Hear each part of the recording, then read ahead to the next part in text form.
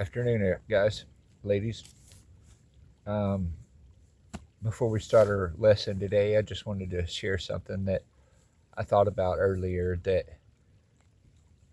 the way this algorithm works with who gets to see this video and how it puts it out there and everything.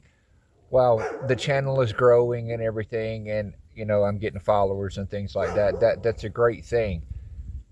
But I was thinking, this algorithm is made to reach the masses. What generally everybody wants to see, the type of things they like seeing. And I know that this isn't for everybody, and I'm good with that. I'm not, I don't expect, I would love to have, millions of followers, things like that. But my algorithm and the Lord's algorithm aren't the same as these companies' algorithms. They're trying to reach the mass population. Jesus' algorithm was to leave the 99 and to go after the one. So if you're watching this video and appreciate it and like it, thank you. Because that means that you're not of the world. You're seeking something different. You see the problems going on. You see what's happening all around. And you're seeking a better solution, a godly solution, a spiritual solution. Well, one of the things that we often think about is life after death can have a big part in how we live our lives here.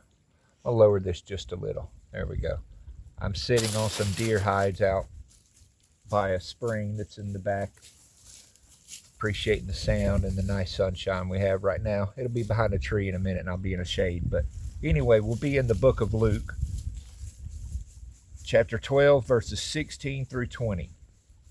And it says, Then he spoke a parable to them, saying, The ground of a certain rich man yielded plentifully. And he thought within himself, saying, What shall I do, since I have no room to store my crops? So he said, I will do this. I will pull down my barns and build greater, and there I will store all my crops and my goods. And I will say to my soul, Soul, you have many goods laid up for many years. Take your ease, eat, drink, and be merry. But God said to him, Fool, this night your soul will be required of you. Then whose will those things be which you have provided? So if we're only looking at providing for ourselves, then God is very quick to let us know that his plan is not just about providing for ourselves. I'll pick it back up a little. I'm trying to adjust how I'm sitting. Back's bothering me a little bit. And I didn't pick a very comfortable spot. I picked this one more for aesthetics instead of comfort. Thankful to have a few minutes, though, to share the word with you. Okay, we'll read the subtext there on 16 through 20, 18 and 19. The word I appears 6 times, showing the selfish focus this man has as a result of his fortune. His plan is to store his abundant resources for himself, as though the assets were his alone and should be hoarded. This focus on the self is what Jesus is condemning. And we have an epidemic of selfishness in this country, not just in this country, all around the world.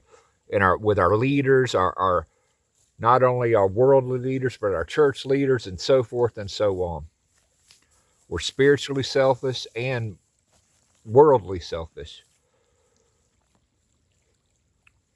The thought of death frightens many people, but believers have no reason to fear. Jesus' empty tomb proves that there is life after the physical body dies.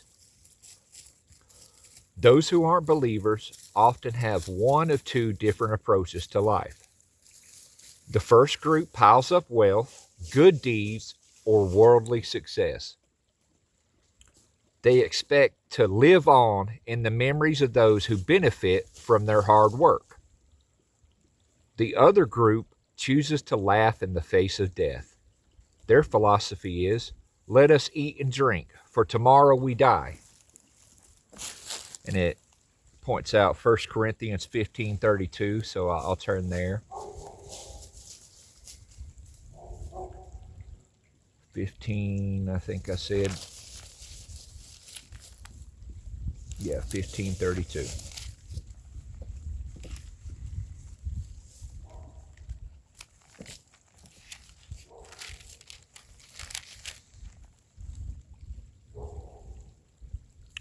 If in the manner of men I have fought with beasts at Ephesus, what advantage is it to me?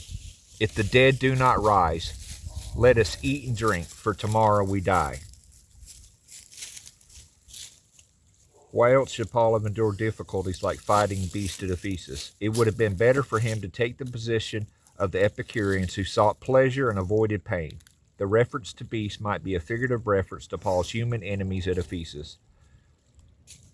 Acts 19 does not record any confrontation with animals.